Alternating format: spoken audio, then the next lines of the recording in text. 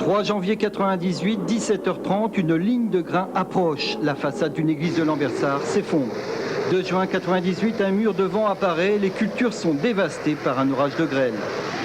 À chaque fois, Franck est à l'affût. 5 ans déjà que cet étudiant chasse les images d'orage.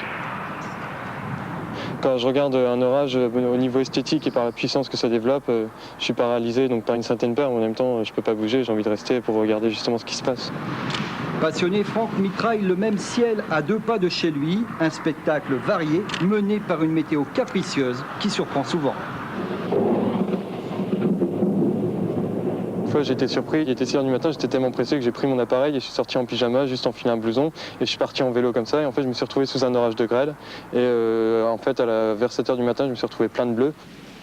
Derrière le spectacle, il y a la réalité scientifique, des nuages hauts de 10 km, des grêlons qui tombent à 150 km/h, des cirrus, des cumulus, des mammatus qui peuvent nous alerter. Ici on voit des protubérances en forme de galets, c'est sous la base d'un nuage orageux, c'est-à-dire d'un cumulonimbus, et ça annonce un orage particulièrement violent. Quand on voit ça, il y a un risque de tornade et de vent violent.